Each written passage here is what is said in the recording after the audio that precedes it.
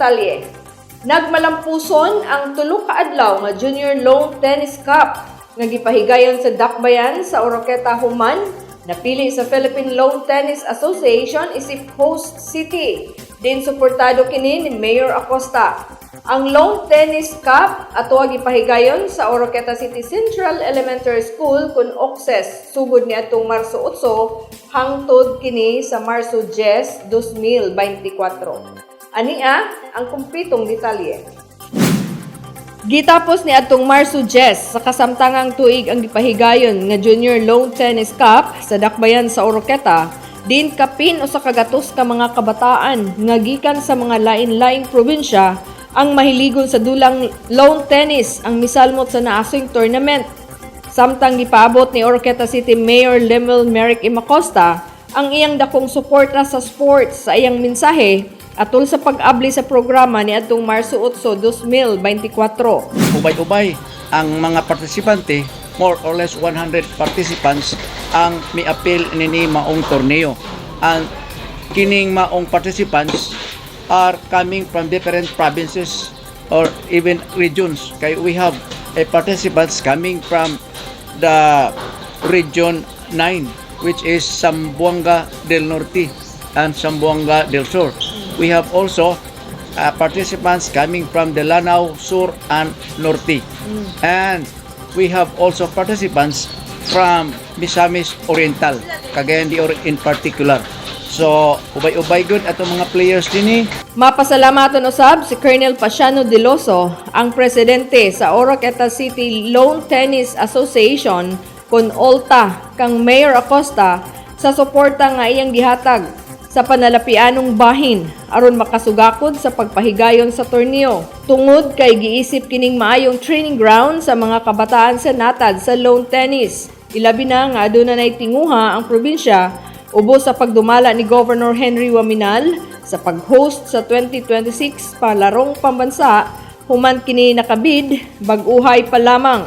Ug sa pagpangandam usab sa nagsingabot nga regional meet human sa malampusong provincial meet nga mao ang Asenso Misamis Occidental palaro 2024 nga didto sa Dakbayan sa Tanggob gipahigayon. Dugang asoy ni Diluso nga kalipay usab sa OLTA nga makatabang ang asosasyon sa Dakbayan matag adunay torneo tungod kay nag-abli kini sa uban pang katawhan nga gikan sa laing lugar nga mosulod sa Dakbayan. Pinaagi niini naghatag kini og oportunidad sa mga kan-anan, hotels o sa transportasyon o mapakita usab ang kaanindot sa syudad sa mga bisita. Nagmalipayon po ko, one way of helping the city, of course, ang OLTA ni tan-aw po as one of its social responsibilities nga makatabang po sa atong local government ini, labi na sa atong industriya, sa mga hotels o local nga mga kan-anan dinhi sa atong kita nga aduna po sila makita kumikan sa atong mga bisita na kanini.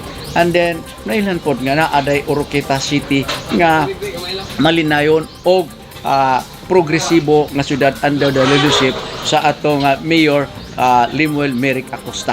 Samtang excited si Diloso sa gipasalig ni Mayor Acosta nga ang dulang lawn tennis mahimong usa sa mga kalihukan sa kasaulugan sa kapistahan ni Santo Rosario matag tuig sa Dakbayan. Kini gibutyag sa mayor sa iyang mensahe atol sa pag-abli sa nahisgutang torneo.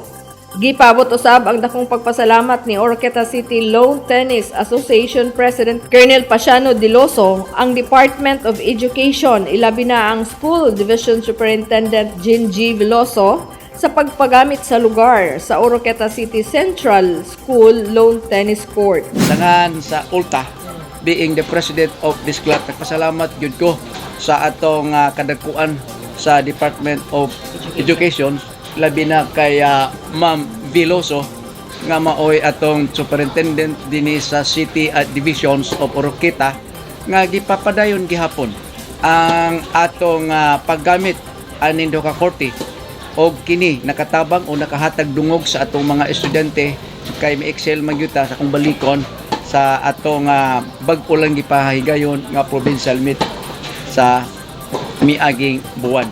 Hugot nga hangyo ni Diloso nga unta tugutan sa DepEd nga ipagamit pa ang nahisgutang luna aron mapadayon usab sa OLTA ang pagbansay sa mga kabataan sa dulang lawn tennis kay walay lain nga magamit nga tennis court kundili ang kasamtangang gigamit sa ulta pagkakaron nga mao ang Okses. Magsilbi kining training ground para mas daghan pang mahimong maayong player sa nahisgutang dula. Para sa atong mga kabatanunan kay atong i-after din ang development sa atong mga bata kay ang sports atong pagkadak-an kini kay sa ako nang giingon makahatag kini dakong dungog sa atong dapit.